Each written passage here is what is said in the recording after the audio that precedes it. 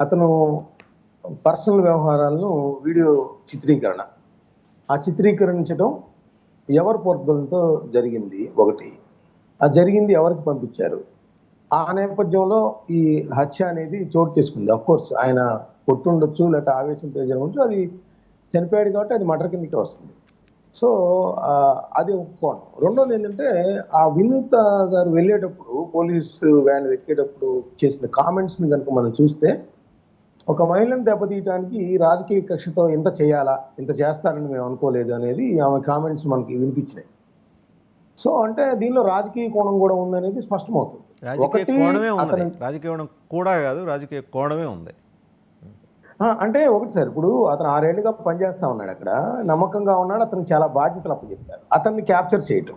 ఆ క్యాప్చర్ చేయటం వెనకాల రాజకీయంగా అణగదొక్కడానికి వేరే గాని, ఆమె పర్సనల్ వీడియోల్ని చిత్రీకరించడం. ఆ పర్సనల్ వ్యవహారాలను గాని, లేతే 4 గోడల మధ్య ఉండాల్సిన ఒక వ్యక్తిగత అంశానికి సంబంధించి, వాటిని అడ్డు పెట్టుకొని బ్లాక్‌మెయిల్ చేయాలని చూసారా? లేకపోతే ఇంకేం చేశారనేది ఏదో జరిగిందనేది అక్కడ స్పష్టమవుతుంది మనకు వార్తల్లో అందుతున్న సమాచారాన్ని బట్టి. అయితే ఈ మొత్తం వ్యవహారంలో ఏంటంటే, ఇప్పుడు అక్కడ మీరు ఎవరైతే ఇప్పుడు తమిళనాడులో ఆ పత్రిక వెల్లడించిందంటున్నారో, అది రాగానే అక్కడ శ్రీకాళహస్తి ఎమ్మెల్యే బొజ్జల సుధీర్ గారి పేరు కూడా బయటకొచ్చింది. ఆయన కూడా ప్రెస్ మీట్ చెప్పారు. ప్రెస్ మీట్‌లో మాట్లాడుతూ ఏదో చెప్తా ఉంటారు గానీ, రాజకీయాలతో దీనికి సంబంధం లేదని చెప్పే ప్రయత్నం ఆయన చేశారు. అది మర్డర్‌గానే చూడాలి గానీ, దీనికి ఏ పార్టీలతో సంబంధం లేదు అనేది కూడా ఆయన చెప్పారు. జనరల్‌గా ఆయన ఎందుకు అంత ఉత్సాహంగా ప్రెస్ మీట్ పెట్టి ఒక తెలుగుదేశం ఎమ్మెల్యే స్థాయిలో పెట్టారనేది కూడా కొంత చర్చనీయాంశంగా మారింది. సో, ఏదేమైనప్పటికీ కూడా ఒక జనసేన పార్టీకి ఒక అసెంబ్లీ సమన్వయకర్తగా ఉన్న వ్యక్తి ఈ ఈ వివాదంలో చిక్కుకోవటం, ఆ మర్డర్ జరగటం, ఆ పార్టీ కూడా పవన్ కళ్యాణ్ గారు ఎట్లయితే కొన్ని సందర్భాల్లో కిరణ్ రాయల్ గారు గాని, లేకపోతే పెనమలూరుకి సంబంధించి గాని, లేదంటే మొన్న రామారావు గారి విషయంలో గాని ఎట్లా స్పందిస్తారో, ఏదన్నా ఆరోపణలొస్తే ఆయన అదే విధంగా అంతే ఆవేశంగా లేకపోతే అగ్రెసివ్‌గా ఒక స్టెప్ తీసేసుకొని వాళ్ళని సస్పెండ్ చేసిన పరిస్థితి కూడా ఉంది. జనరల్‌గా ఏందంటే ఇతర పార్టీల్లో ఏదైనా జరిగినప్పుడు ఆ సమన్వయకర్తని కొంత రక్షించే ఏర్పాట్లు గాని అట్లాంటివి చేస్తా ఉంటారు అధికారంలో. దీనికి ఎక్కడా కూడా పవన్ కళ్యాణ్ గారు స్పేర్ చేయని పరిస్థితిని మనం ఇన్వైట్ చేయాలి దానిలో. అయితే ఆయన మాట్లాడట్లేదు, ఎందుకు మాట్లాడట్లేదు అయన్నీ అంటున్నారు గానీ ఓకే. అది తర్వాత స్పందిస్తారేమో. ముందైతే ఆయన యాక్షన్ తీసుకున్నారు. వాళ్ళ పార్టీకి సంబంధించిన ఒక సమన్వయకర్త మీద నేరారోపణలు రావటం, అది తేలే వరకు ముందు సస్పెండ్ అయితే చేశారు. ముందు ప్రజల్లో ఏంటంటే అలాంటి సస్పెండ్ వాళ్ళకి మా కాదండి, పార్టీలో బహిష్కరణ. బాగుండదని. బహిష్కరణ. She was ఎక్స్‌పైల్డ్. సస్పెన్షన్ కాదు, అదే సార్. బహిష్కరణే. అదే. పార్టీ నుంచి దూరంగా పంపించేశారు. సో, ఇంకోటేంటంటే అప్పుడు మీరు ఏదైతే ఇప్పుడు అసలు నిజంగా అతను చేసిన వీడియోలేంటి? ఏ తేదీల్లో చేయాల్సొచ్చింది? అవి ఎక్కడికి వెళ్ళాయి? వెళ్ళిన తర్వాత ఆమె ఎదుర్కొన్న సంఘటనలేంటి? అంటే ఆమెను ఎవరైనా బ్లాక్‌మెయిల్ చేశారా? ఎందుకు ఆ విధంగా చంద్రబాబు గాని, లేదంటే వినుత గారు గాని ఆ విధంగా వ్యవహరించాల్సొచ్చింది? అంటే హత్య చేసేంతగా ఏం జరిగుంది అనేది ఇన్వెస్టిగేషన్‌లో తేలాలంటున్నాను. ఇంకోటేంటంటే తమిళనాడు పత్రికల్లో పేర్కొన్నట్టు ఆ ఎమ్మెల్యే గనక నిజంగా ఎస్పీకి చేసుంటే, అవి కూడా ఒక విచారణ ద్వారా వెలుగులోకి తీసుకురావాల్సిన అవసరం అయితే ఉంది. ఎందుకంటే ఇప్పుడు రాజకీయాలు ఈ విధంగా నేరాలు, నేరాలు మిళితమైపోతున్న ఈ రోజుల్లో అలాంటిది గనక జరిగుంటే అట్లాంటి వాటిని అవాయిడ్ చేయాలంటే వాటి వెనకున్న కుట్ర కోణాలను కూడా బయట పెట్టాల్సిన అవసరం ఉంది. దీనిలో బొజ్జల సుధీర్ గారైతే ఆయన చెప్పారు. నాకేం సంబంధం లేదన్నట్టుగా ఆయన మాటలను బట్టి గాని అదంతా చెప్పుకుంటా వచ్చారు.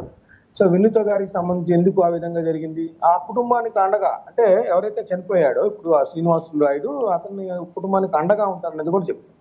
రెండోది ఇప్పుడు ఆ సోదరి మాటలన్నీ మీకు చెప్పిన తర్వాత అసల వాళ్ళ కుటుంబాన్ని సంప్రదించాల్సిన అవసరం ఏమొచ్చింది? చనిపోయిన తర్వాత మేము ఎంతైనా డబ్బులిస్తామనేది ఎందుకు చెప్పాల్సొచ్చింది? ఏ కాన్సిక్వెన్సెస్ వచ్చాయి? ఇవన్నీ కూడా వాళ్ళు నిజంగా ఆ సోదరి వాళ్ళు పేద కుటుంబం నుంచి వచ్చినా కూడా న్యాయం కోసం ఆ విధంగా నిలబడటం కూడా మామూలు విషయం కాదు. సామాన్యులు ఏ విధంగా వాళ్ళ ఇంట్లో ఆమె ఆత్మగౌరవానికి కాదు, సంబంధించి ఆ ఉంటారనేది ఆ కూడా పిల్లాడి మేనత్త కూడా మాట్లాడిందండి. ఆ మేనత్త అదే. పెంచుకుంది పాపం. వాళ్ళు తల్లిదండ్రులు లేకపోయేసరికి ఆమె పెంచుకుంది. ఆమె కూడా మాట్లాడారు. ఆమె అయితే కన్నీటి పర్యంతమయ్యారు. మా పిల్లాడిని మళ్ళీ మాకు అంటే వెనక్కి ఇప్పించగలరా అని చెప్పేసి. ఈ మొత్తం ఎపిసోడ్‌లో ఏంటంటే సార్ ఇప్పుడు శ్రీనివాసులు రాయుడు పేదరికం. అంటే అతని పేదరికాన్ని ఆసరాగా చేసుకొని ఎవరు పురిగొల్పారు? అతనికి ఈ విధమైన ఆ బ్యాడ్ ఏదైతే ఆ వీడియో చిత్రీకరణ గాని, వాటిని పంపించడం గాని, ఆ బ్లాక్‌మెయిలింగ్ వ్యవహారాలు గాని ఎవరు చేశారు? అతన్ని ఎవరు బలి తీసుకున్నారు? ఎందుకంటే ఈ రాజకీయాలకి ఒక పేద కుటుంబం నుంచి వచ్చిన ఒక డ్రైవర్ బలవటం అనేది చాలా అన్ఫార్చునేట్ థింగ్. ఇట్లాంటివి కూడా అంటే వినీత గారికి సంబంధించి కూడా అక్కడ ఎవరైతే హత్య చేశారో అది హత్య ఆరోపణలు నిరూపితారో వాళ్ళు ఖచ్చితంగా శిక్షించబడాలి. అదేవిధంగా దీని వెనకాల రాజకీయాలు కనుక ఉంటే ఆ రాజకీయ కోణం వెలికి తీసి ఆ విధంగా ఎమ్మెల్యే పాల్పడి ఉంటారని అతను కూడా శిక్షించాల్సిన అవసరం అయితే ఉందని నేను చెప్తాను. రైట్. ఒకసారి సురేంద్ర నాయుడు గారి దగ్గరకు. సురేంద్ర నాయుడు గారు, మీకు మీ పక్క ఊరే కాబట్టి మేము ఇక్కడ కూర్చున్న మా అందరికన్నా మీకే ఎక్కువ ఇన్ఫర్మేషన్ ఉంటుంది. దాదాపు 5 కోట్లు ఖర్చు పెట్టుకుంది ఆవిడ టికెట్ వస్తుందని. సరే, ఎట్టి పరిస్థితుల్లో బొజ్జల సుధీర్కి టికెట్ ఇచ్చి తీరాలని మీ పార్టీ అధిష్టానం నిర్ణయించుకోవడంతో కన్విన్స్ చేసి ఆమెను ఊరుకోబెట్టారు. అప్పటి నుంచి వాళ్ళిద్దరు 2 కుటుంబాల మధ్య పొలిటికల్ రైవలరీ ఉంది. ఓన్లీ రాజకీయపరమైన స్పర్ధే ఉంది కానీ వ్యక్తిగతంగా ఏం లేదు. బట్ ఆమె చాలా she took it the heart and she struggling a lot. ఎక్కడో విదేశాల్లో ఉద్యోగాలు చేసుకుంటున్న వాళ్ళు వచ్చి 3 పిల్లల్ని ఇక్కడ పార్టీ కోసం కష్టపెడితే మాకు పార్టీ టికెట్ రాకుండా తెలుగుదేశం అడ్డుకుందని ఒక దుగ్ధ అయితే ఆమెకు ఉన్నది, అందులో డౌట్ లేదు. వచ్చి తీరాలి, దుగ్ధలు పెట్టుకున్నంత మాత్రం అవన్నీ జరగవు. లోకల్ ఈక్వేషన్స్ దృష్ట్యా సుధీర్ గారికి ఇవ్వాల్సి వచ్చింది, తెలుగుదేశం పార్టీ చెప్పుకుంది.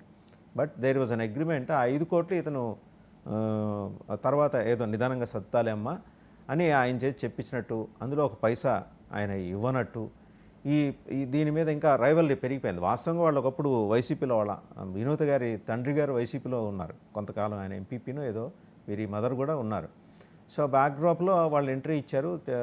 వైసీపీ 14-19 మధ్య వైసీపీ అధికారం లేకపోతే జనసేనకు షిఫ్ట్ అయిపోయారు. అప్పటి నుంచి చాలా యాక్టివ్గా ఆవిడ చేసుకుంటూనే వస్తుంది పార్టీలో. రియలీ అంటే చాలా సేవా కార్యక్రమాల్లో కూడా ఉన్నది. బట్ ఆ పొలిటికల్ రైవలరీని పర్సనల్ రైవలరీ దాకా తీసుకురావాల్సిన కారణాలు ఏమై ఉంటాయండి? పరువు పోలా పార్టీది తెలుగుదేశానికి? సార్, ముందుగా మీకు ప్యానల్లో ఉన్నటువంటి మిత్రులకు, అదేవిధంగా 99 వీక్షిస్తున్నటువంటి ప్రేక్షకులకు అందరూ కూడా నమస్కారాలు తెలియజేసుకుంటూ, యాక్చువల్లీ ఇది ఎలా జరిగింది అనేది దీని మీద చర్చ అయితే జరుగుతూ ఉంది. అదేవిధంగా పార్టీలో కూడా దీని మీద కమిటీ అయితే వేశారు.